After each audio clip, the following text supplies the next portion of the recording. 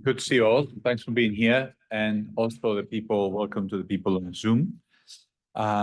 This is an event that is part of the Beveridge 2.0 series, where the school is trying to get people from across the school interdisciplinary, talk about important topics. And we're going to talk about the labor market today.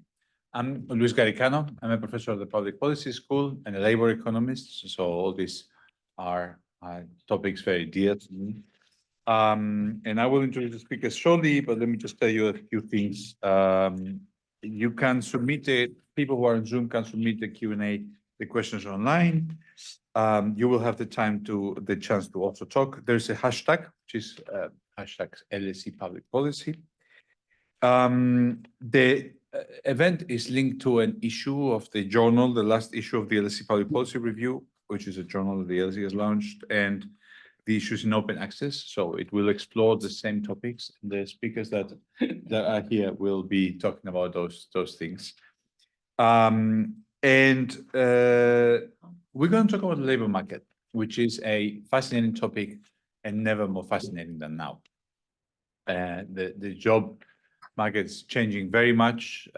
Wage growth has been stagnating. You know that inequality has been growing in many, many places, although the last developments are not as negative, at least in some countries.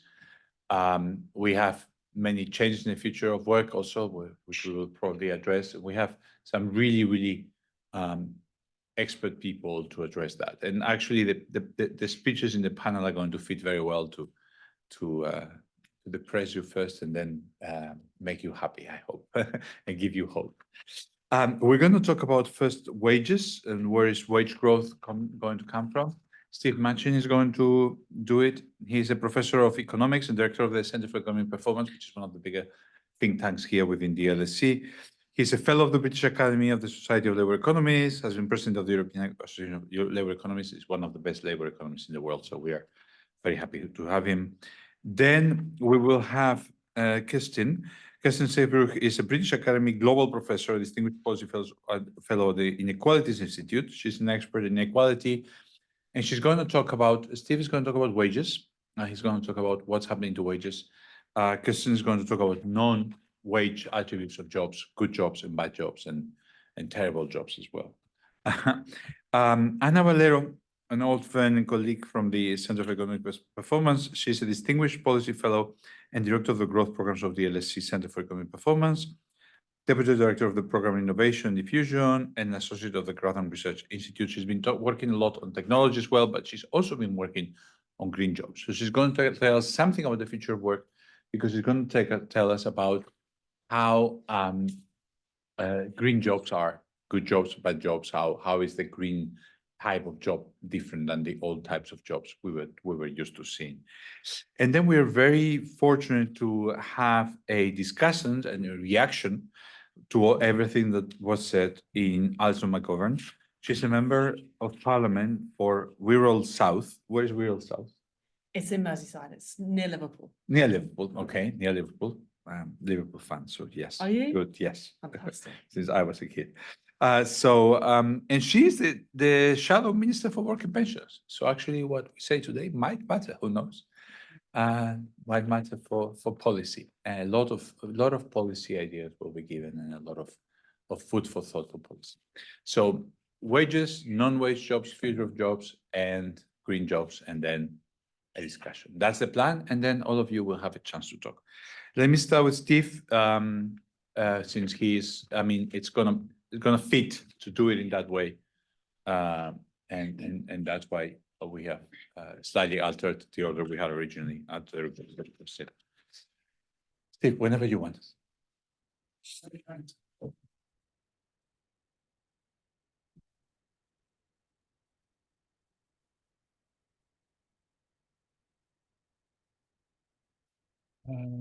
But I'll probably use the old technology. Yeah.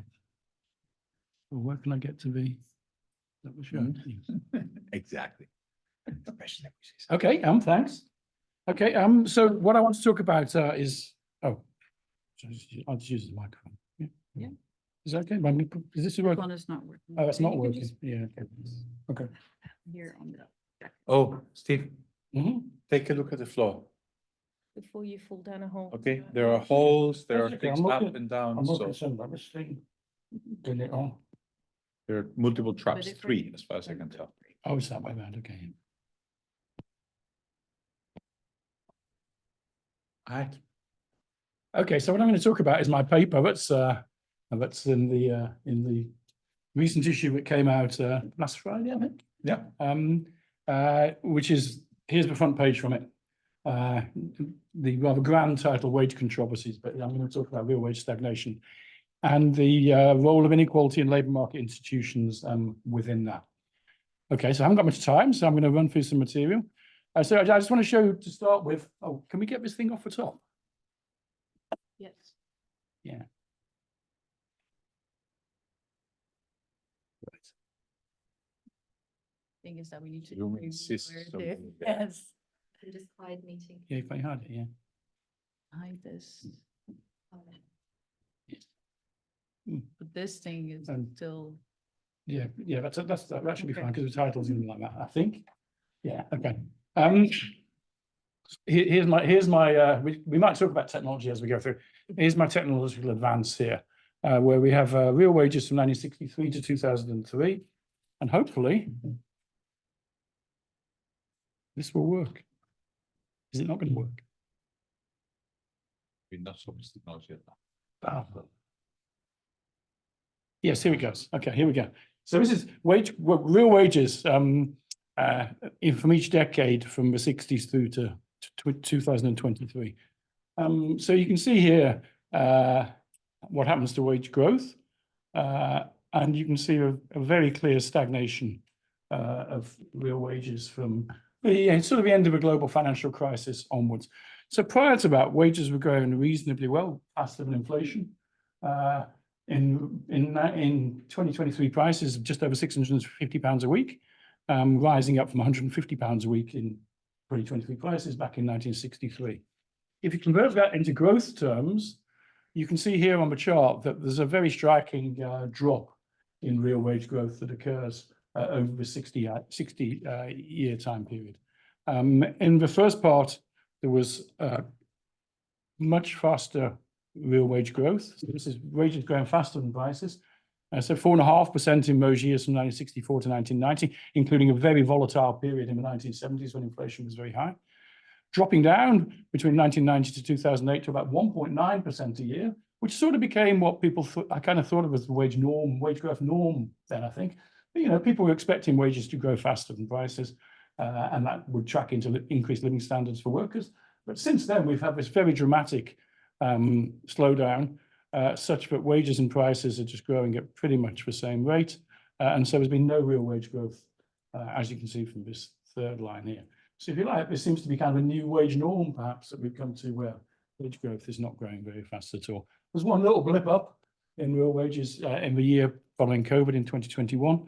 But even now, with inflation being quite high, workers are not getting wage increases above inflation. If you just to see that by stripping out the two parts of it, the average weekly earnings, AWE, and the consumer price inflation, CPIH, you can see that there was that wages were growing healthily above consumer prices through the 60s, 70s, 80s, and 90s.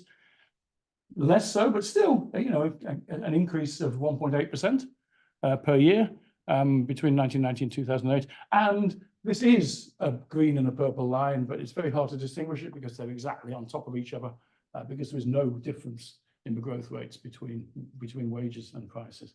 Okay, this is really important, I think, for what's happened in the labour market. It's been happening in the labour market in other countries as well. I'll come to that right at the end, but by nowhere near as marked a kind of stagnation as in Britain. I mean, there's some countries that are doing equally badly. Italy's doing very badly, for example, but there's plenty of other countries that are doing much better. And so the UK situation is that they've kind of dropped down the league table of real wage growth, which something we might want to be worried about if we're concerned about workers' living standards. Okay. At the same time, certainly since 1980, I have to limit the data here because I'm actually using individual level data on a consistent basis here to start in 1980. This shows you wage growth at 3 different points of the wage distribution. The 10th percentile, the bottom line, that's for somebody who's 10% from the bottom of the wage distribution, so relatively low wage workers. The median, the middle line, which is the person at exactly the middle of a distribution, and the people from 10% from the top, the 90th percentile. So you see this fanning out of the wage distribution, certainly big time in the 1980s. Every percentile was growing faster than the one beneath it, basically through the 1980s. Pretty much the same through the 1990s, maybe a slightly more modest rate. And then things change. The 90-50, which is the top half, the gap between the 90th and the 50th percentile carries on rising. Okay, so the top part of the income distribution, the earnings distribution, widens out, but the bottom actually reverses. And by the time you get to 2019, it is actually back at the same point as the 50th percentile. Okay, we might be interested in why that is, and I'll come to that shortly. At the same time, productivity stagnated.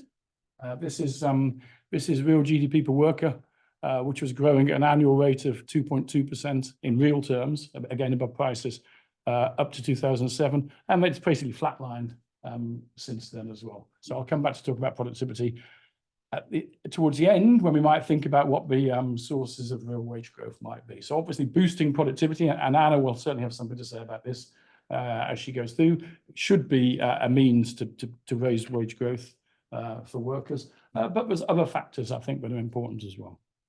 Okay, so my paper talks about various wage controversies over the years that have been relevant, that may be relevant to explaining these patterns of change. So going back a long way in time, just the first order kind of questions in economics about wage people are paid wage differentials for doing different sorts of jobs, whether people are paid what they produce, their marginal productivity, or not, whether firms are able to take advantage of workers.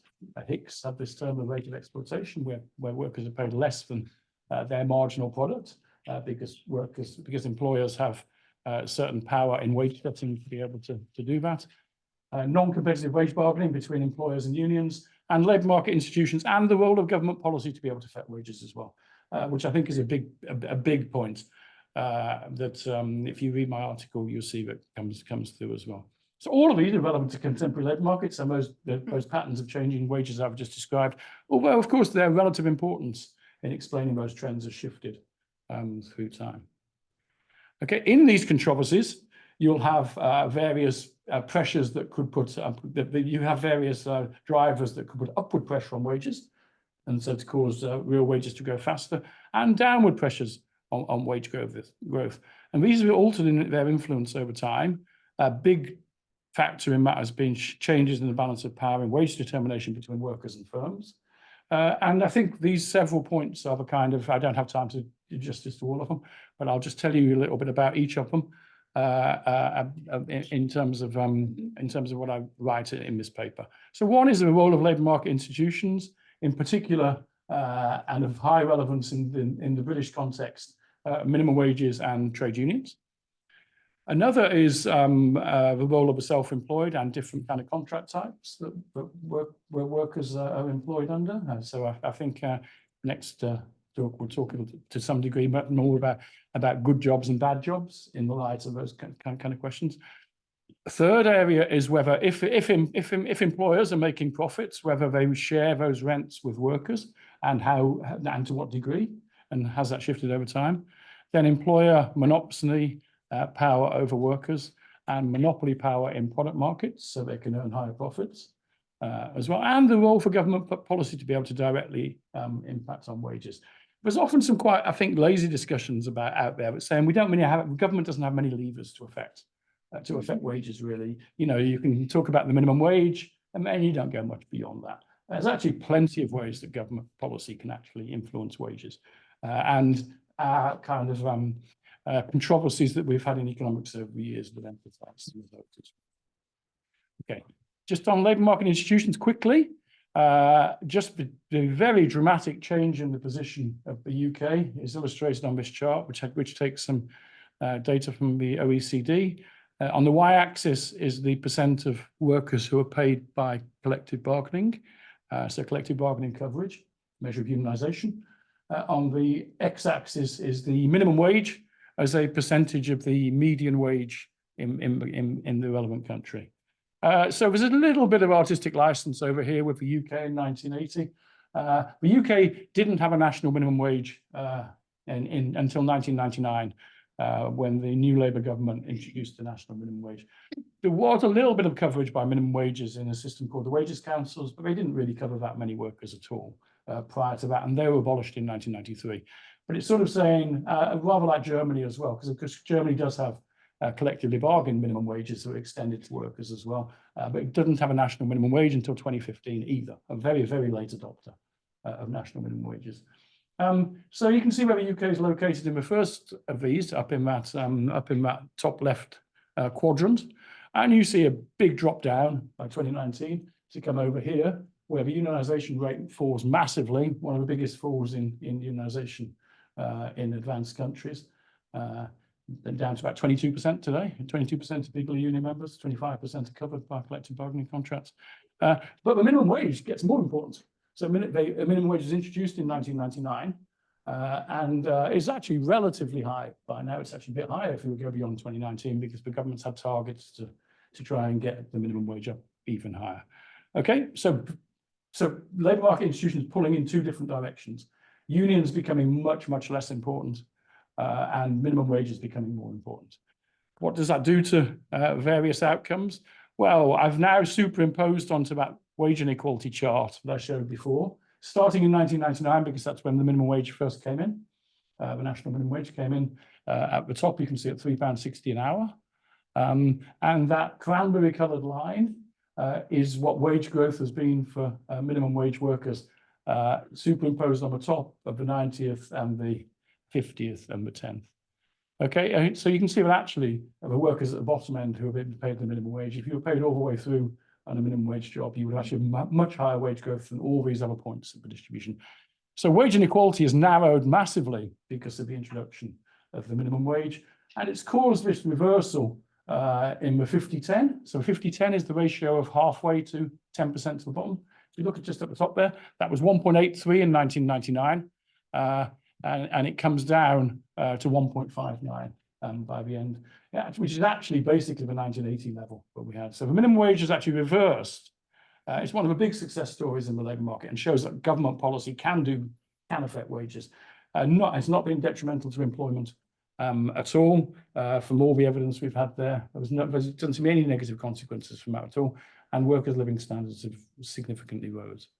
Unions, on the other hand, the union wage differential has fallen. This is the extent of union decline. It's a percentage of union members dropping from its peak in 1979 right down to just over 20% by 2019.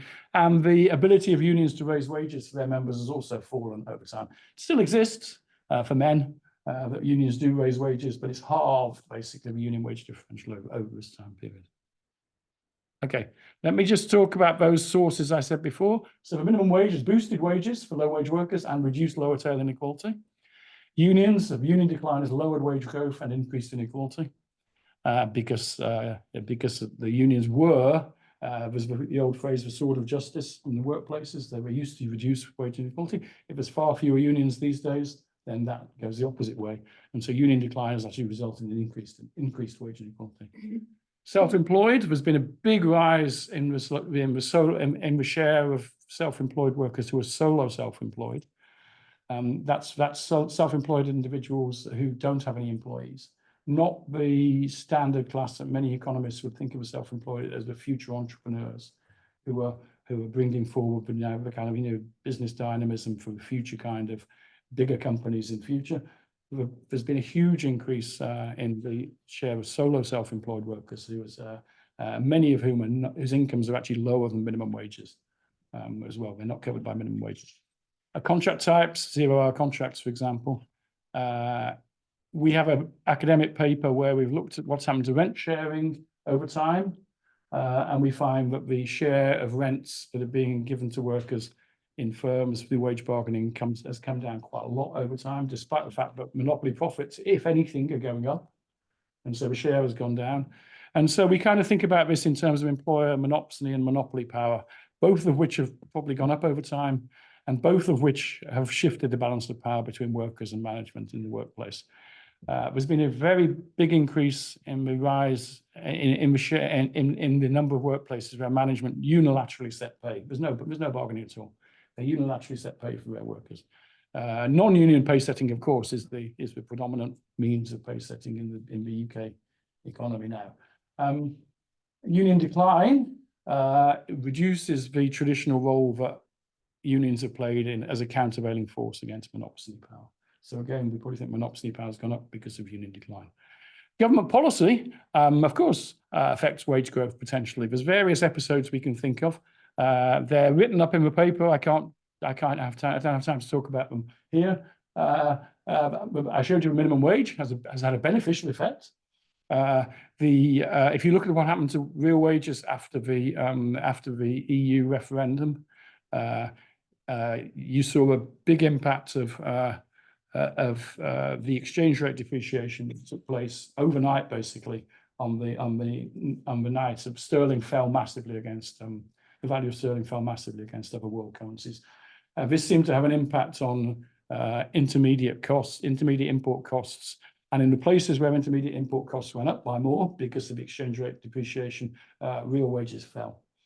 And so you can see there a kind of policy had an impact as well. Austerity measures, especially public sector pay freezes, bringing down real wages.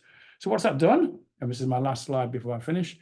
This has caused a drop down of where the UK is in the if you want to think of an international league table of real wage growth. So this is real wage growth for 21 OECD countries.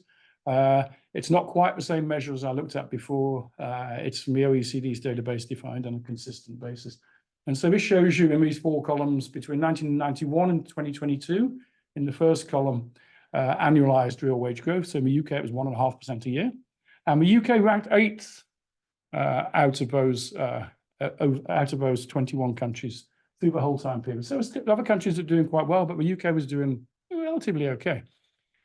In the first bit of that, prior to the global financial crisis, it was doing even better. It ranks at 5th or 6th with real wage growth of 2%. So over 2%, as I kind of showed before, slightly different numbers because of slightly different data, but pretty much the same thing. So it was ranking 5th and 6th then. Post-global financial crisis, in the period I've spoken about all these factors causing real wage stagnation, we've dropped to 16th out of the 21 countries. And so this is pretty sharp. Of course, there are places that are doing worse. I remarked on Italy. If you look at Italy, Italy's doing terrible and has been for quite a long time. Spain's not doing very well in this time period either. But, you know, it seems like a pretty sizable drop down from 5th stroke 6th to 16th. And I think you can pinpoint various of these factors that have taken place in the UK, and other countries are doing better. So there doesn't seem to be any other real reason, had we not done those things, that we wouldn't be doing better either. And we can do better, I think, in terms of delivering real wage growth to workers, if some of these factors that have taken place can either be partially reversed or other means of generating real wage growth can come about. Now, obviously, boosting productivity is a real key thing to that. I haven't got time to talk about that right now. We've been woeful on business investment since the global financial crisis. So investment needs to be improved as well. I think Anna might talk about investment in skills, which is one particularly important component of that. Okay, so just to conclude, what my paper does is it focuses on the long-standing wage controls and tries to apply some of the logic that follows them about whether real wages can go faster or slower, depending on various key first-order principles from economics. And argues that the slowdown of real wage growth and the episode of persistent real wage stagnation can be tracked back to some identifiable sources of both upward and downward wage pressure. Some of these are directly a consequence of government policy, and government policy could do different things and perhaps boost real wage growth and therefore the living standards of workers. We should be pessimistic given the way current debates are, and lots of people have kind of slotted into, oh, real wage stagnation is just here to stay. This is just the way the modern world is. I think we should try and apply and think about things that were going on in relatively recent history when, you know, 2% above inflation was a norm that people expected to get. and we would expect therefore their living standards to increase as well. With the economy doing quite well in some of those time periods, I have to say as well. The 1970s, of course, is a much more a kind of basket case because of world events going on as well, but were happening everywhere. And so, you know, inflation was very, very high then, extraordinarily high, higher than it is now. And so real wages and much, much stronger unions probably arguably bargained wages up a lot more back then as well. Anyway, I don't think we need to be quite so pessimistic about wage growth and the scope for trying to offset some of these patterns of real wage stagnation. Just to conclude, we were involved with the CEP was involved with a joint venture with the Resolution Foundation, the Economy 2030 review. That has various discussions about where real wage growth could come from as well. Anyway, I should stop because I've probably overdone my time. Thank you very much, Steve. Now we have Kerstin Sembroek. Thank you. Who is going to, she's the director of the Inequalities Institute, and she has been working on a big project that she's going to tell you about. We're going to talk about quality of jobs beyond wages and beyond the quantitative income issues. The floor is yours. To hide this here. All right, well, we'll set that up. Thank you very much. First of all, thank you as a convener of this theme. Thank you to all the authors for contributing their wonderful papers. Just before I start, I wanted to say that in the special issue, the paper that we wrote for this issue is actually about Europe and Latin America. But since we have a UK-focused panel tonight, I'll be speaking about the UK, also taking advantage of the fact that Alison has very kindly agreed to discuss and comment. There's another paper also on the UK in the special issue that I just wanted to highlight by Neil Lee, Pavel Bukowski and Art Farnsham. I'm not sure I've got those authors in the right order. There's quite a few papers in the special issue on the UK, but also a lot of international case studies, and there's quite a lot of information that the UK can learn, or quite a lot of things the UK can learn from some of the international cases in that special issue. So let's see how this works.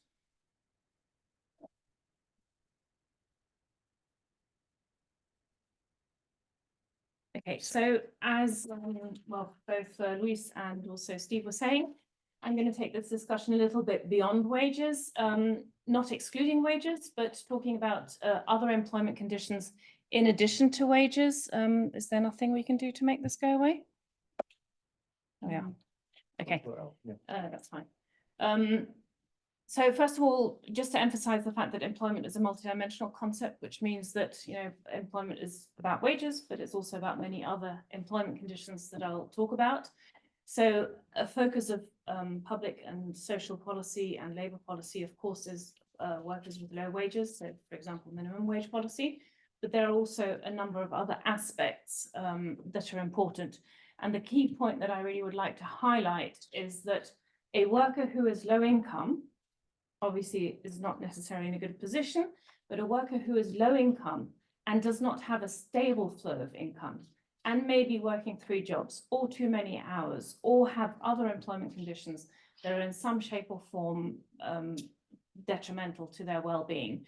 Those workers are much, much more deprived, and they're more deprived than a worker who's just deprived in one dimension of their job. So what this methodology that I'm going to show is designed to do is it's designed to capture that. And this is really important also in the policy making context, because our policies that support workers at the moment, they just assume that you have a traditional, stable, long-term job that pays a particular wage, which is the same every month, and that other conditions are, you know, more or less okay. And as we'll see, that's not necessarily the case. So the key point really is that we need to design policy measures that address these issues. And one of the reasons why we combined labour and social policies in one special issue is because really we view them as 2 sides of the same coin. The labour market is the foundation on which our welfare state and our social security systems are built. And so if our labour market is not functioning, obviously government revenue is reduced through taxes, but also so are contributions. And this goes not just for the contributions associated with wages, but also with the stability and consistency of contributions. So the argument really is that, you know, having an unstable labour market or a labour market in which poor employment conditions are increasing is like building a house in sand, on sand. And in the article, there are many cases, both in Europe and Latin America, which highlight this even more so. And perhaps the article in the special issue that most highlights this is South Korea, where you probably wouldn't expect this, but a very, very large proportion of workers have very, very unstable jobs, day laborers, very short-term contracts, etc. And one of the consequences of that is that fertility rates have declined very, very significantly. So this is not something that you normally associate with labour policy, but actually it's a direct consequence. So the point of this presentation and the point of this methodology is to highlight these facts, because if we don't measure this, we're not thinking about it and we're not monitoring it. So one of the things that we're not measuring in the UK at the moment is, for example, how many workers we would consider to be in poor quality employment or deprived in the context of the labour market. We have no measure at the moment for comparing workers to each other. So if one worker has a low income job and another worker has a low income job and an unstable job, there's no measure at the moment, no official measure that captures this. So that's one of the things that this will be looking at. The same, of course, goes for across countries, across regions. So I'll show you how regional data in the UK pans out. And of course, there's the dynamic perspective as well. So we all know that this is not just about taking a snapshot photo of where we are at the moment. We need to look at the history of how all of this has developed, but we also need to know how workers themselves have developed over time in the labour market. So a measure that allows us to incorporate a dynamic perspective that takes into account education, work experience, and so on is really important in this context. And as you will see from the data I'll show you, workers do get stuck in poor quality jobs, and it's very difficult to get out of that kind of trajectory. I also mentioned that the poor quality employment rates are also very much related to other socioeconomic variables. I won't be able to show that, but the article goes into that in some detail. And the other point I really wanted to emphasize is that there's a cost to this. So as the proportion of poor quality employment increases, we need to increase minimum wages. We need to often subsidize those jobs through benefits, through other social policies. They are associated with higher health costs, higher mental health costs, etc. So at the end of the day, what I'm saying is that the government picks up the bill. And then there's, of course, the productivity cost. So low quality jobs tend not to be very productive, and that accumulates over time in an economy, because people who are hired on a short-term basis, for example, employers don't invest as much in their skills. And that's a really, really key point going forwards, especially given everything that's happening with technology. Having said all of this, and despite the importance of this, our data is quite fragmented, our knowledge is quite fragmented, and the data systems, the data infrastructure that we have is not perfect at the moment for measuring this. Now I'm going to show you how we currently look at labour markets. So at the moment, we tend to look at, of course, wages, which is a very important component, but we also look at the other things. So we look at how many workers have short-term contracts or zero-hour contracts, or what the average tenure is in the labour market, how many people are working too many or too few hours. So what these lines here represent is, over time, how particular variables that I'm now going to show you in a minute how to put them into a single measure, but how these individual characteristics have developed. So the red line is low pay. Tenure is on average how many people are below 24 months of tenure. Contracts are how many people have a non-stable, non-permanent contract. The hours have a lower cutoff bound and a higher one, depending on whether you're working either too much or not enough and want to be working more. Autonomy is whether you have no autonomy over your tasks and what you're doing, which is a really, really important variable in the context of mental health. And the pink line here is the pension system.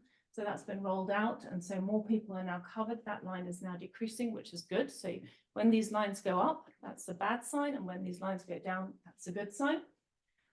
So that's what we typically do. We typically look at these variables in isolation of each other. But as I said, many workers who have low wage jobs also have other employment conditions that make their situation worse.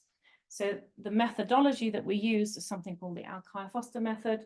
It's a multidimensional method that's very widely used to measure poverty, something called multidimensional poverty. I'm not going to go into the detail of this due to time constraints, but just to give you a broad brush explanation, we have 3 dimensions that we are aggregating our variables into. One is income, the other is job stability, represented by the type of contract people have and how long they have been working in that contract or in a particular job. And then other working conditions, so that's working hours, too many or too few, pension coverage, or no autonomy. Now, believe it or not, these are the only 5 objective variables I can extract from our panel household survey. So there are different surveys in the UK. They will give you different variables that you could populate this table with. The point of the methodology is that for each variable, you establish a cutoff line. So for income, you could use a median income, 60% of the median income as a cutoff line. You could use living wage as a cutoff line. In contracts, for example, we consider those people who have temporary contracts of a duration of less than 2 years, or who are outsourced, freelance, gig work, 0-hour contracts. All of those contracts would be considered to be a poor quality of employment condition. We aggregate this. I won't go into the methodology. I'm just going to show you very quickly some results. The national average comes out as the big red dot. So 1 in 4 workers is deprived according to this measure. In the UK, in London, it's 1 in 3. And then you can disaggregate this by population subgroups. So women are more likely to be deprived than men. Those are the sort of mustard colored dots. The highlighted green dots, young people have are more likely to be in poor quality employment and older people as well. Whereas sort of people in the middle of their life cycle are more in the middle. There are no surprises really in this data. So more educated people have better jobs, obviously, than less educated people. Also typically particular categories of employment, you know, whether you're lower management and professional or whether you're skilled routine, etc. That these are all expected results. The key issue is that we can pinpoint people according in these categories and start mapping this. You won't be surprised to hear that non-union members are more likely to have poor quality employment than union members, and so on. So we can disaggregate this as far as the data allows. We can map them regionally to show which areas in the UK have better jobs and have less good jobs. There are some technical issues here in terms of how we measure this and what data is available, but this is what the map of the UK looks like. Red. Dark red is London and the southeast. So that's actually where we have the highest level of wage inequality, and it's Bad where, jobs. yeah, the most Darker bad jobs. Darker is worse. Yeah, and there are issues here about participation, but actually the participation rate varies less than I thought it would. So in terms of the empirical conclusions, the key issue really is that when the unemployment rate is low and the employment rate is high, we tend to assume that everything is okay. If wages are stagnating, of course, that's a problem. But in the first instance, we care about unemployment. In the second instance, we care about wages, and we miss the rest of the bigger picture. Now, I didn't go into this in too much detail, but there are areas of this indicator that have improved more than others. So wages, due to the minimum wage legislation, it's very evident that the people under the cutoff line have the proportion of workers have decreased. The same with the pension variable, that's improved because it's been rolled out automatically. But the other variables are the ones that we tend to neglect and not focus on, in particular job stability, the types of contracts. So those proportions are increasing, and we're not even, with this data, we can't even measure all of it. So just to give you an idea, the gig economy has exploded. There's no clear estimate of how many workers are in the gig economy. We certainly wouldn't be able to capture them with data that's carried out only every 2 or 3 years or ad hoc surveys, etc.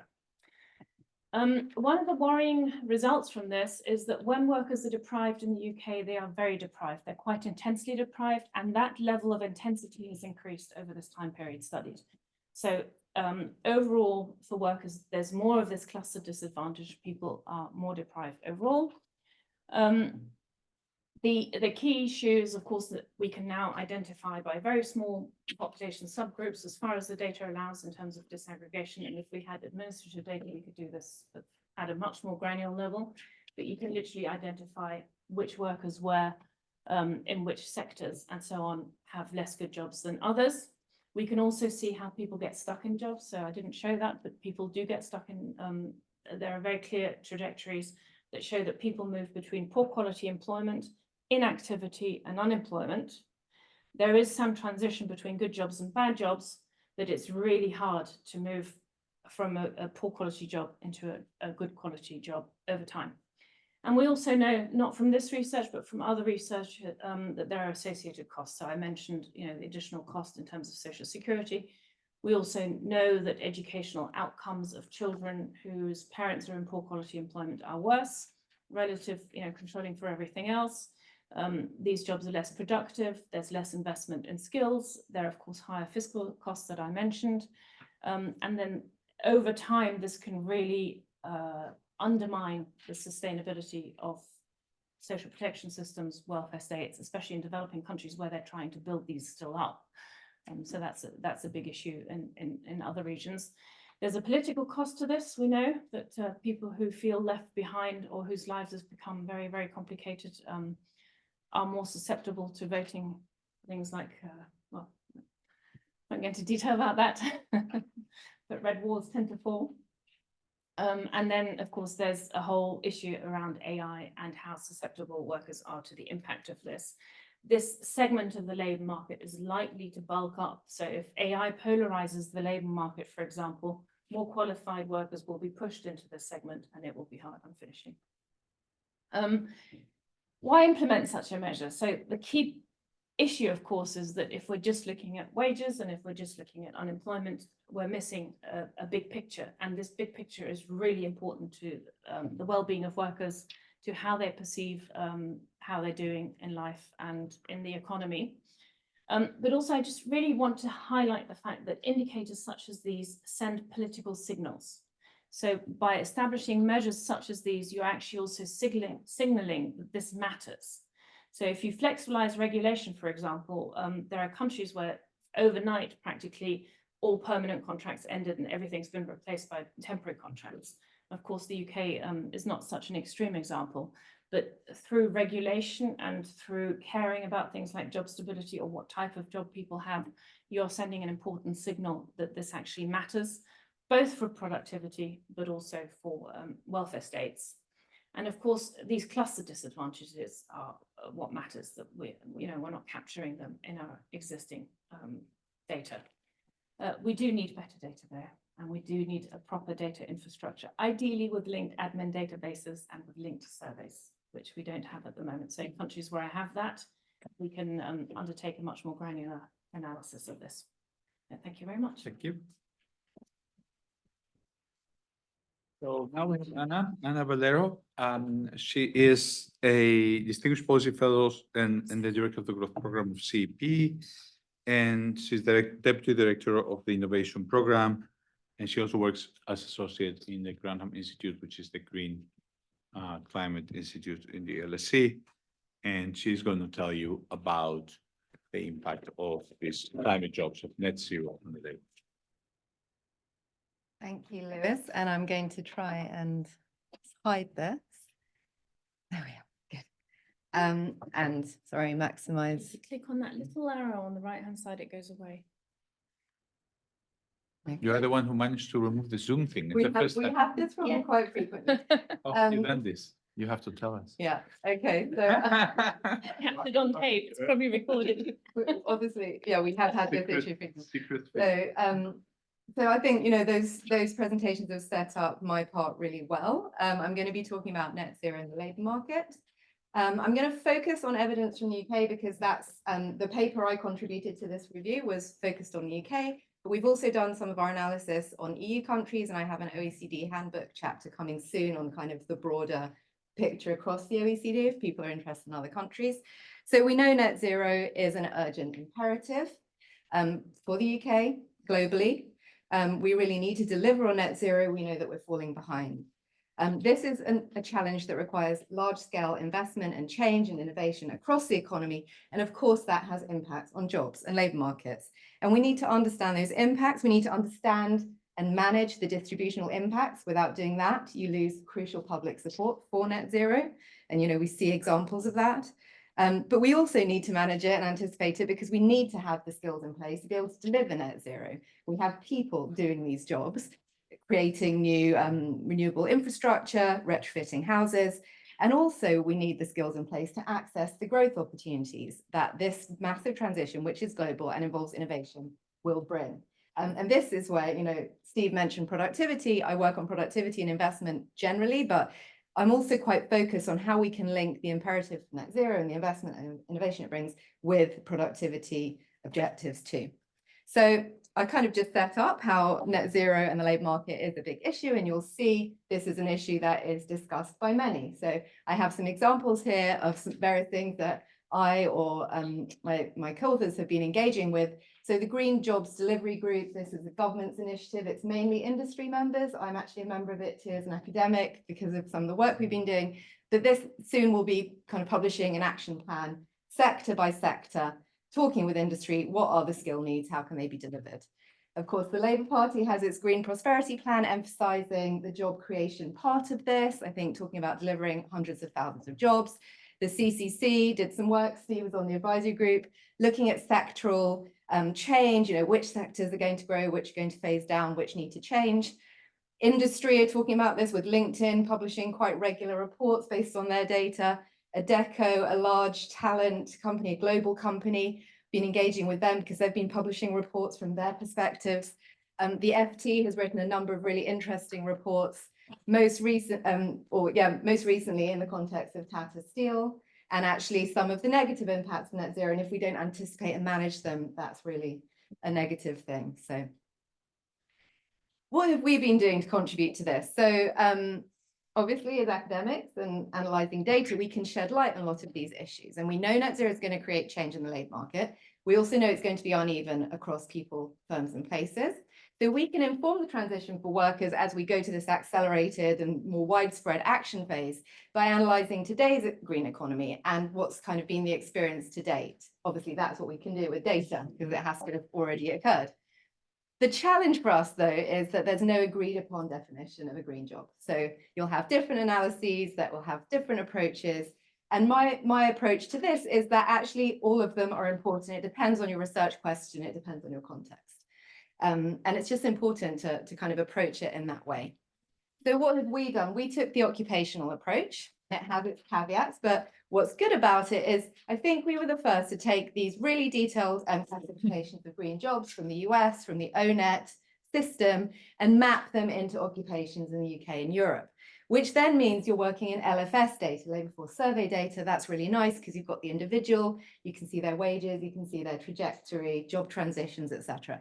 And the basic concept here is that ONET did this really nice work actually quite a while ago. It's 2010 now. So that's kind of one of the caveats, but it set out in this big process, talking with experts, what are some of the new and emerging jobs that will kind of arise due to decarbonisation imperatives, things like wind engineers. What are some of the existing jobs that will have new tasks and skills? They call that green enhanced skills jobs. That would be something like a marketing manager who has to think about a sustainability strategy. And then what are some of the green increased demand jobs, which they call indirectly green? They don't really have any green tasks or skills, but because of the net zero transition, you just need more of them. And that would be things like chemists or industrial production managers. So we mapped that over to the UK occupations. We found overall around 70% of jobs could be considered green, overall around 12% more directly green. And often academics tend to prefer to work with a directly green because then you can say, well, this is a green task. So what can we say about the skills needed for these kinds of green tasks? You can see there this varies by sector. Actually, you wouldn't be surprised, but some energy intensive sectors have more green jobs. Those are the ones that have to change. When you look in a more, if you take more disaggregations of sectors and plot this against emissions, you will see a positive relationship between the green jobs and the emissions. But when you go more granular on the sectors, you don't see that relationship. That's because obviously at a more granular level of sectors within, say, energy and water, you can distinguish between the different types of activities. What we then do is we look at various characteristics of workers and say, if you're in greener jobs, what does that mean? So this is just one example. And we find here that if you're a graduate, so being in greener jobs, you're more likely to be a graduate. So these are basically coefficients from regressions.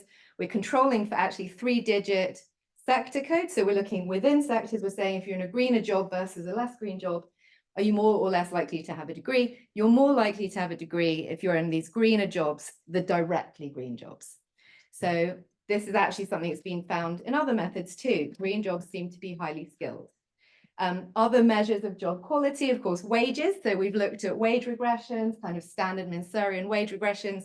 There does seem to be a green job premium, even when you control for education, experience, sector. And I'll come on to in a minute, even more granular approaches looking at job ads seem to find some kind of a wage premium.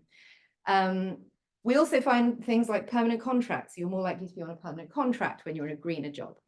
However, what we find is that some groups are underrepresented. So if you do something like this with women as the outcome, you'll see that it's kind of, you're less likely to be a woman in a greener job. So men have been more likely to hold these jobs, also older workers to date.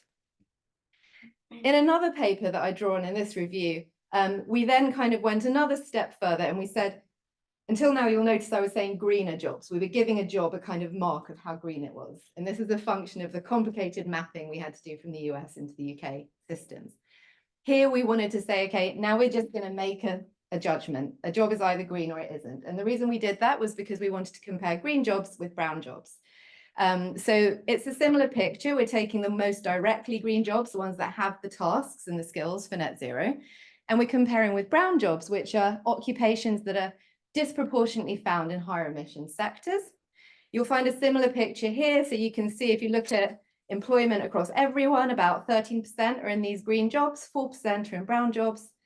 A higher share of men are in green jobs, a higher share of graduates, better paid, higher paid people are more likely to be in these green jobs. And then you can see some of the diversity things that I mentioned as well. So this shows already, there is perhaps an issue in terms of access to these things. And then what we also looked at here, which is kind of summarized in this quite complex chart, we're plotting the change of employment. So has this job been growing as a share of employment versus its pay? You'll see some of the green jobs, which are the kind of turquoise bubbles here. They have been growing and they're generally higher pay. A lot of the browner jobs, they are generally lower pay and have either been declining or kind of stable. As I said, many caveats to this, but you can see some examples here. And what it highlights is something like coal mining operatives. That's one of the occupations you might say, clearly the net zero transition will mean that that needs to be phased out. There are others here that we've called brown jobs. They're not going to be phased out. They'll need to change. So LGV drivers, so truck drivers, in our definition, a brown job, but we'll still have truck drivers. They'll just have new technologies. So we conclude this is primarily a story of change rather than large-scale job destruction. And then what we can also do with the LFS data is look at kind of task profiles, again, importing these from ONET. And we're comparing here green, brown, and other jobs. You can see that the greener jobs tend to have non-routine analytical, non-routine personal tasks, the types of tasks that are associated with higher skilled jobs. Brown jobs, on the other hand, more non-routine physical or routine manual. So these task profiles represent a kind of overall distance, which is rarely seen in job-to-job transitions. And when we look at the workers that have moved into green jobs, they tend to be those who are more highly educated or of prime working age. So basically, we conclude from this that some groups might find it hard to transition. There'll be needs for support, reskilling, etc. And we also have to look more broadly. It's not a question of if you're displaced from a brown job, you need to have a green job. You need to move to another job. And that's going to depend on geographies as well. Just before I get to the next point, I mentioned that there are more granular analyses with job ads. We've taken our classifications into job ads. You get similar messages about kind of more skills being required in the greener jobs. But then the nice thing with job ads is you have all this rich text. You can have more granular definitions of what a green job is. Even when you do that and you say take a wind turbine engineer versus an oil rig engineer within engineers, we still find evidence in some cases of a green job wage premium. But looking forward, we have to do different things now. So take the UK, a lot of our decarbonisation was in the energy sector. This next phase, we need more in the energy sector, but we need to decarbonize housing and transport. This requires new jobs. So the CCC, they have done a kind of review of literature. We've done previous ones, but I'm quoting theirs as the most recent. And they considered that overall net zero will be a job creator in the UK. Quite a big range there, between 135 and 725,000 jobs. Only around about 8 to 75,000 jobs are unlikely to continue in their current form. But all of this depends on, do we capture growth opportunities, supply chains in the UK? How tight is the labour market overall? Other kind of ways of thinking about this when it comes to skills is there are different kinds of sectors which inform the types of skills we need. There are sectors that are well established and growing, offshore wind, for example. Emerging sectors where it's kind of not yet deployed at scale, hydrogen, CCUS, which is carbon capture, usage and storage. And then the transforming sectors, the ones that actually need to change or actually kind of phase down. And there's across this, the literature emphasizes specific skill requirements, but also really quite general skills, whether they're digital, managerial, or cross-disciplinary. So in terms of conclusions for policy, and sorry to have gone so quickly, it seems that based on the experience to date, net zero has the potential to provide good jobs, but they're not always going to be in the places that need them. So we have done various geographic analyses as well, which supports that. Sometimes you'll have overlap. The offshore economy, oil and gas could say move to CCUS or offshore wind, but not always. So that kind of calls for targeted policies to make sure that the opportunities it brings are accessible and the displacements are managed. So the implications for policy, of course, there's a lot within skills. So we need to make sure that skills are being provided through HE, through further education. We know that's a sector that's being chronically underinvested in the UK. We also need to inform career choices and career routes in new areas where it's not necessarily known. And that's where job quality comes into it. So if you're thinking, oh, I want to go and be someone who's retrofitting houses, what's the long-term trajectory for that once all the housing stock is energy efficient? Will those jobs still be there? There's a role for on-the-job training. We need to support firms who chronically underinvest in training their workers, and workers to have the space and the finances to be able to retrain. We need targeted programs, place and sector-specific programs, anticipating disruptions, learning from our mistakes of the past and looking to places that have done these things better. Looking also what's going on elsewhere, the Inflation Reduction Act has various incentives that take jobs and skills into account. But more broadly, and this is my last point, we need stable and long-term policy frameworks, which if you have those, it gives industry the incentive to invest, it gives workers the incentive to invest. And that kind of ties into embedding net zero into a new economic strategy for UK, which is what Steve mentioned, that is something we've been working on. Thank you. Thank you, Anna. That was fantastic. We are very lucky to have the shadow work and pension secretary. We will not hold against her the fact that she studied in a rival institution across the street in the UCL, right? I mean, you can hold it against me or not if you like. I but, think you you're know, going to be allowed to speak here, Ah, but Gower thanks. Street and proud over here. thanks very, very much. For being No here. It's problem. really great to have you. Thank you. I also studied economics at Birkbeck as well, so not just one but two rival institutions. All right. So it's lovely to be with you all this evening, and I think we're very lucky to have had three such rich and fascinating presentations. I'm just going to make a couple of really brief remarks in response, but I just begin by thinking about Beveridge and the kind of context of this discussion, because I think historically in the UK public policy context, social policy and economic policy have been thought of as very separate, but William Beveridge certainly did not make that mistake. You know, in the UK policy context, we tend to think of like Treasury doing economic policy and then Department for Work and Pensions and other domestic departments doing social policy. And I think that's very poor as an analysis of what's going on in the UK economy. And I think rightly this discussion puts social policy and economic policy back together. And the question that you know, Beveridge in my opinion, asked himself was not just, you know, should we have a system of social security, but rather a much bigger question about a well-functioning economy. And really, you know, the Beveridge report in 1942 asks a big question about under what circumstances labour markets work well. And he said that his suggestion of a social security system that would help our labour market work better required two preconditions of full and productive employment and a national health service to address the poor standards of health in the nation. He said that if you had those things, that his system of social security that he was suggesting, along with Eleanor Rathbone and a number of other activists from this institution, he said that his system of social security would help smooth incomes over lifetimes, and that would make labour markets work better. And you know, we can argue at different points in our history when that's worked and when it hasn't, but it definitely has made me reflect over the current situation.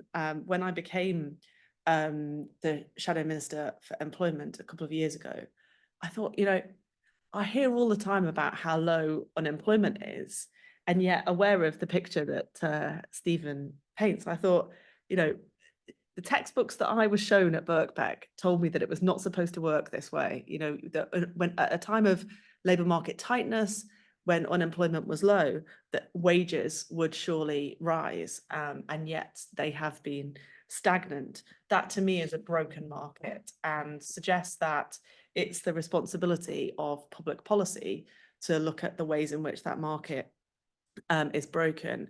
And I think from all that we've heard from the different presentations, I think the take-home message of this evening's event is that policy works, that history shows us that public policy can work to effect change in the labour market for good or ill.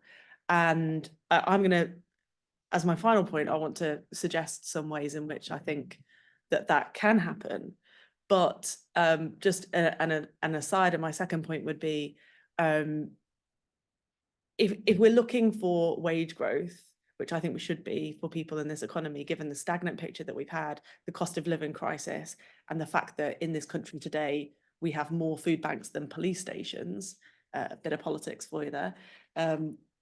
We need that wage growth to be sustainable.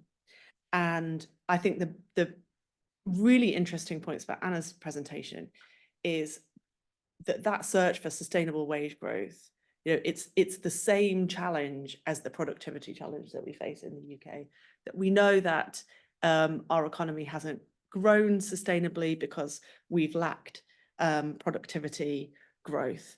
And that productivity growth is at the heart of how we're going to see sustainable wage growth in the future.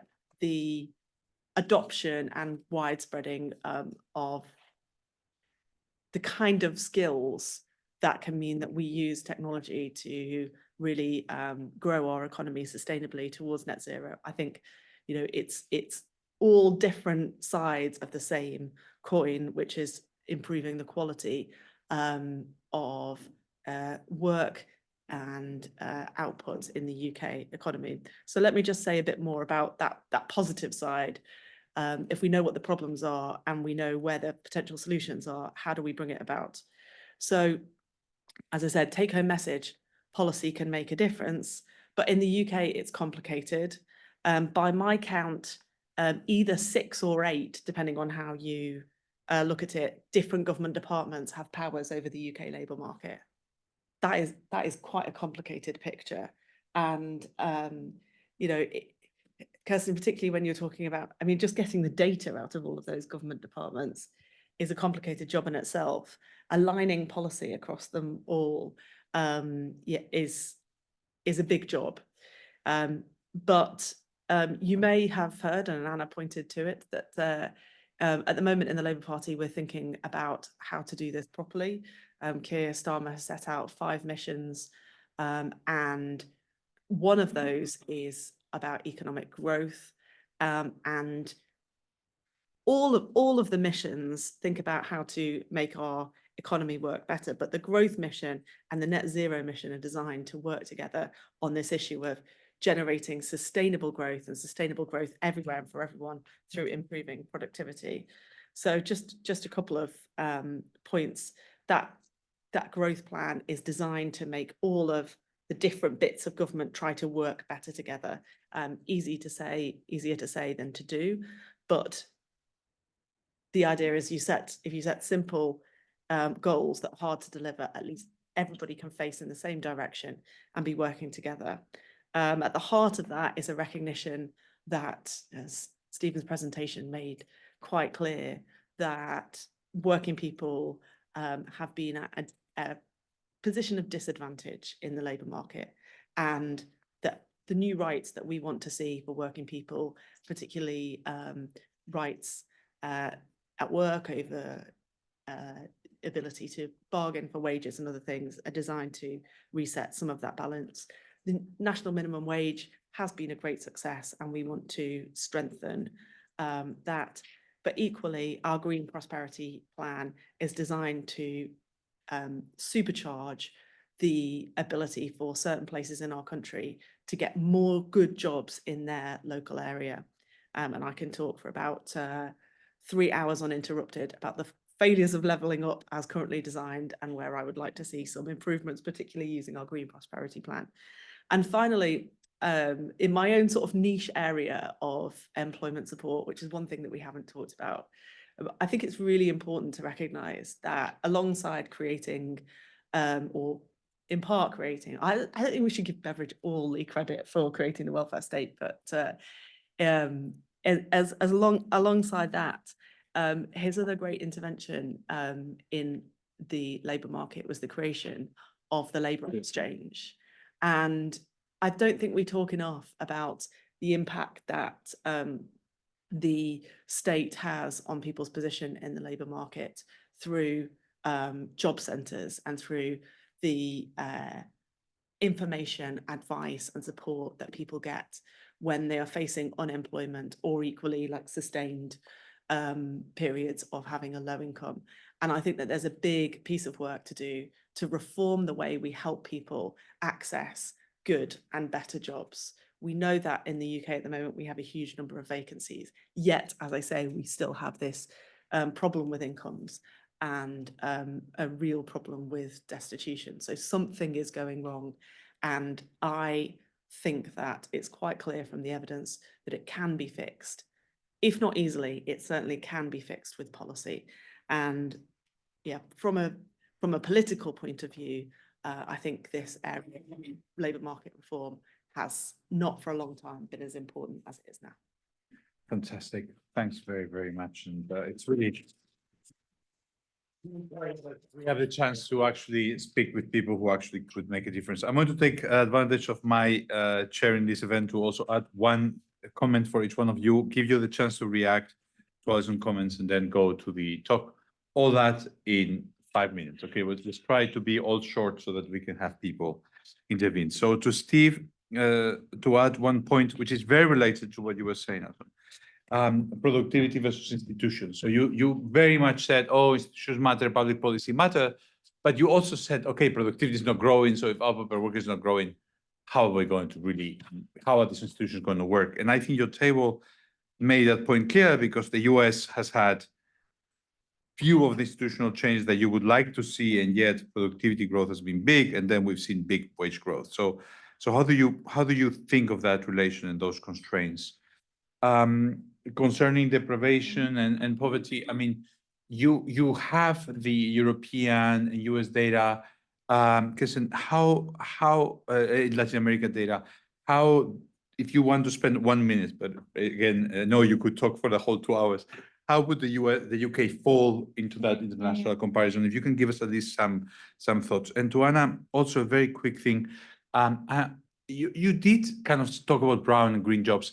I mean, there was this graph where you said, okay, it's not about destruction, it's about changes. But we know, for example, just to give you the example of the European Union, we've decided to stop manufacturing cars, internal combustion engine cars in 2035. So yes, there will be green jobs, but many jobs are going to be destroyed. So when we think of the net, like instead of green versus brown, but net climate jobs, what is your sense of, if we integrate over all those changes over the next 10 years, how is the balance? And we don't focus just on the upside. And you did have a slide, so I'm aware of that. How would that picture change? So if you can react to me, to Ozone, and all that in 1.5 minutes, that'd be amazing. Okay, so just very quickly then.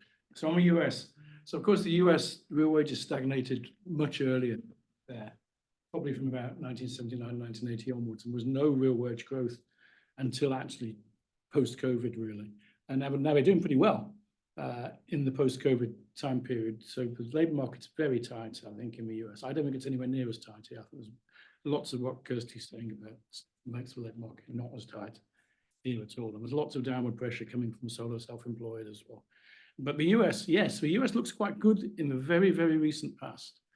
And low wage workers are getting the benefits that the sort of Beveridge argument would be that the tight labour market should deliver real wages, real wage growth, and especially at the bottom end with relatively full employment in the US post-COVID. But they had real wage stagnation and massive union decline over 30, 40 years prior to that. And so wages only really started to stagnate in most other countries post-global financial crisis. They were slowing down. I mean, like you saw me having 3 levels in the UK. So when Beveridge was writing about full employment and wages and prices, and then the observations in the golden age in the 50s and 60s, you have exactly that. That wages were growing much faster than prices. Period of full employment. Then the 70s came along and things changed very dramatically after that. But the US, yes, the US is doing quite well now. It's also doing much better in terms of economic growth. So GDP per worker has bounced back much better in the US than practically everywhere else. The UK, not so well at all. Places like Canada not doing as well as the US. But you know, it does look like that model is working reasonably well in the very, very non-union US labour market to deliver wages to real wage gains to low wage workers right now. Another example where actually you can see that things can be done, and it does seem to be working reasonably well there. Maybe we'll pull back in traders to do it. Thank you. I think the International context. I think the short answer is that the UK falls somewhere in the middle. However, we have a data problem, as always. The last data is from 2015, prior to Brexit. And more recent COVID data shows a decline, but it was gathered differently. So we don't gather data enough, etc. So there's a lot of issues there. UK is a long way away from typical Scandinavian countries, which have very low rates of poor quality employment. It's not as bad as some of the Southern European countries where you have an even higher proportion of precarious contracts and so on. However, all countries have had to increase minimum wages. So one of the interesting things that comes out of this is when you flexibilize your labor markets and generate more precarious contracts, or however you want to define or call them, then at the end of the day, what governments end up doing is they end up increasing minimum wages by significantly more than inflation or average wages, because otherwise the bill that governments have to pay from these precarious jobs is too high. So the social security payments, the benefits, the welfare, etc., that you need to put into place in order to support workers, that bill gets too big. So they all end up putting up wages. And that's the same for Europe. It's the same for Latin America, etc. And then there's one point which is about convergence. So one of the interesting things about doing this research is that there's a degree of convergence going on between developing countries, the best and most advanced countries in a region like Latin America, and many European countries, where labour markets are beginning to look increasingly similar. So Steve mentioned, for example, that there's a push into self-employment, that has increased significantly in the UK. That makes the UK labour market look more like labour markets in less developed countries. And there's one thing that we don't even really measure, which is informal employment. There's a huge disguised proportion of informal employment that is probably increasing within the UK. Again, we're not measuring these phenomena properly, especially in the context of the gig economy, 0-hour contracts, etc.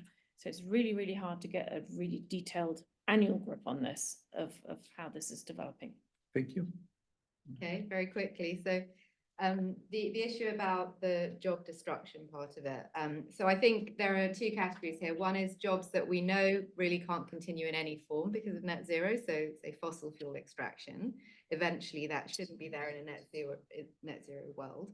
But then others, and I think the example you gave, so a transition to electric vehicles, or you could say to new processes around steel, which is the experience in Tata Steel in Wales. So the net zero processes might also be less labor intensive. So you've got kind of net zero and technological change and potentially productive efficiency. So for me, I think we shouldn't be saying that we don't want net zero innovation that is also labor saving, but we need to think about this in the context of broader technological change. How do we deal with creative destruction, with technological change, which we know is important for net zero, but also is something that is happening and it can improve production processes. But of course, we know creative destruction, there's the destruction part. And in the UK, particularly in places where that destruction isn't easy to manage, there aren't enough other jobs to absorb people. We haven't dealt with that process of change well. You were in Doncaster yesterday. The coal mine closures, they still have left scars around that area. And we need to make sure that we're proactively thinking about diversification and embracing technological change, making sure the skills are there to transition workers either into the green jobs or to other jobs. Thank you. We open the floor for questions. We have one in the back. If you want to identify yourself and tell us who you are. I'll stand up so you can see me and hear me better. Oh, there we go. Perfect. Okay, I think it's on. Yeah, just real quick, I'm Stefan Beljanowski. I'm from the MPP program. It's a question for Alison. What programs do you have to improve productivity in your constituents? And also, what are some constraints that you're releasing to basically improve that economic growth plan that you mentioned? Yes. I can speak. We'll take, no, because of the Zoom, we have a few dozen people, 24, you said 30 people on Zoom, so. I'll take Zoom. Thank you for the talk. It was very interesting. I'm Angelo from School of Public Policy doing the MPA. My question is more about government policy and, as you were saying, creative distraction, technological change that can actually displace many workers, and also in the context of the great issue of skills mismatch. So there are actually many job vacancies and a great lack of workers that are skilled. What could be some government policies that can actually reduce the problem of skill mismatch and reduce the problem of distraction of, rather than distraction, but actually take advantage of the new jobs? Thank you.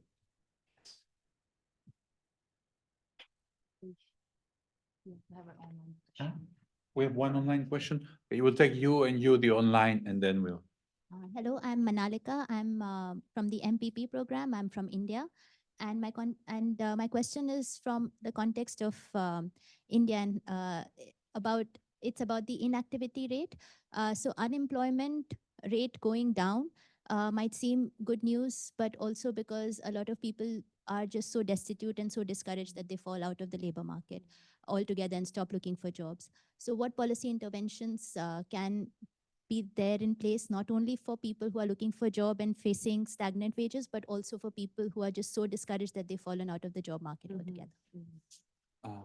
And this is then the last question, and then one last one, and then one for online, if you don't mind that. Hi, my name is Ricardo from the School of Public Policy. I wanted to ask, isn't the full expensing that was recently announced good for investment, but bad for workers in favor of automation? Thank you.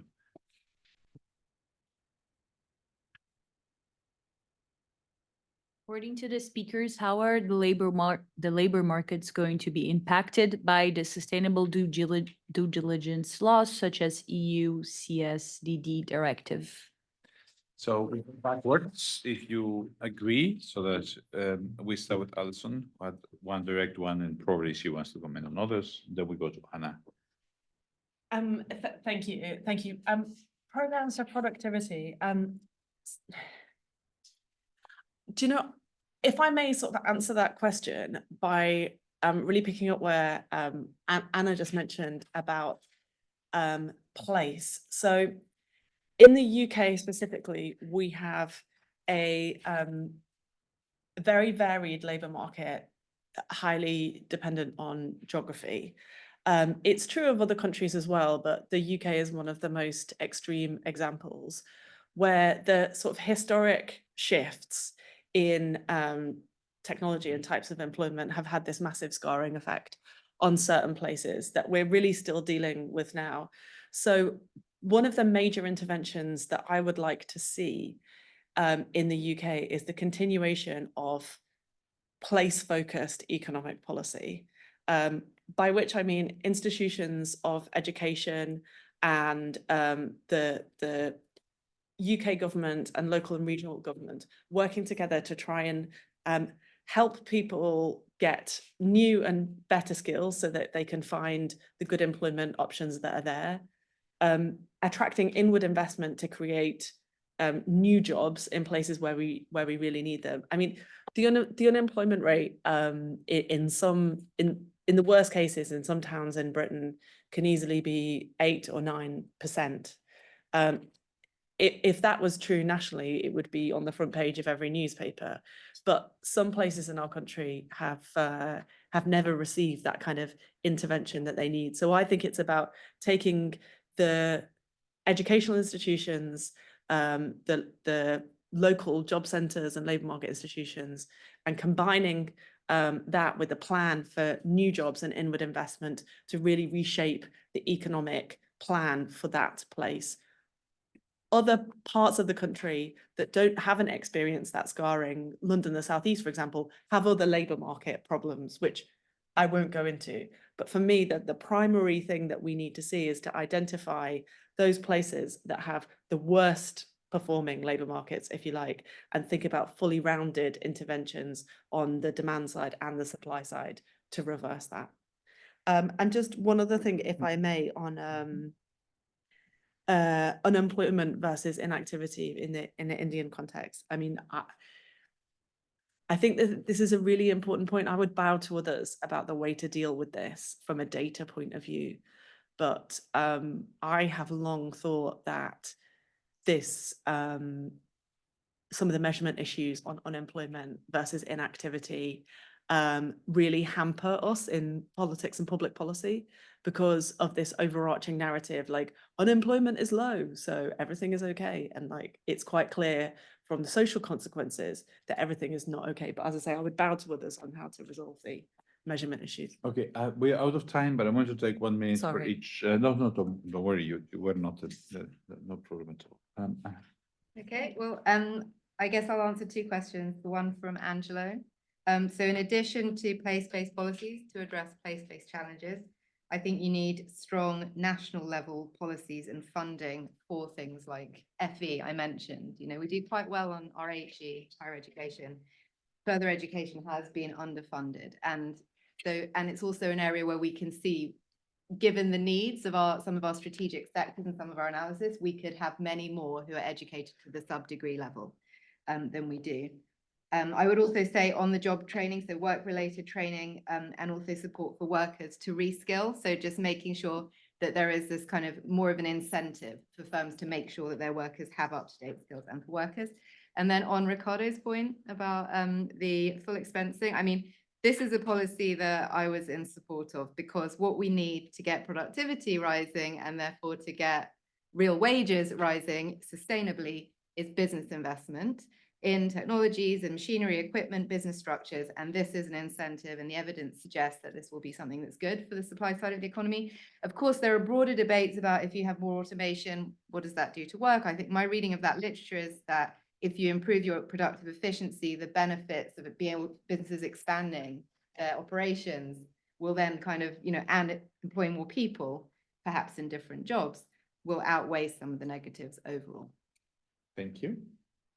You wanted to talk Yeah, about, actually, I thought that was a really important question, in particular because we're in a context of population aging, which nobody, and labour force aging, which nobody's we didn't touch on, we probably should have.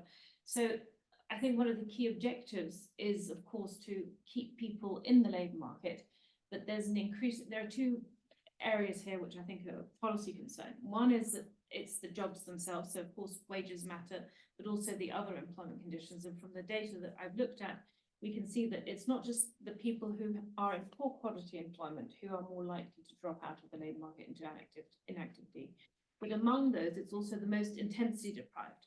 So there seems to be a tipping point, and we know this from lots of research in other social sciences, that there's a tipping point where workers have their preferences and they just decide it's not worth it anymore. And we really see those phenomena sort of really hitting the labour market very hard after the 2008 crisis and also after the COVID crisis. So the job quality itself is one of the key issues that's related to this. And the other is the general social policy, so infrastructure. So our lack of childcare, our lack of care facilities. There has to be flexibility to accommodate, how workers are working these days. And those are all factors that need to be taken into account because going forward, especially in the context of population aging, we really need to think about how to retain workers in the labour market, how to bring more workers into the labour market, and how to make them more productive, but in jobs that actually they find satisfactory and that they can accommodate, in terms of their work-life balance. All right. So So the last words. Yes, so just quickly, can I just return to the skills question? So I do think that one of the fundamental things for productivity is there's been the kind of not necessarily skills mismatch, because for graduates it works quite well. I mean, it's both supply and demand. For graduates it works quite well, but the underinvestment in further education and it's in the austerity kind of years has just been absolutely terrible. And vocational education was in a bad situation before that anyway. We had a system which provides a kind of myriad of qualifications that employers have no idea what they are. Now things have got better, but they need to get a hell of a lot better than they are now as well on that. And then I think we can get improvements in productivity from people who are not necessarily taking the academic route. And this is not just an FE post-compulsory schooling, it's also in schools. Well, thank you very much. I think it was a very good set of interventions. I'm very happy to have had this panel, and I think we should give them a round of applause. Thank you.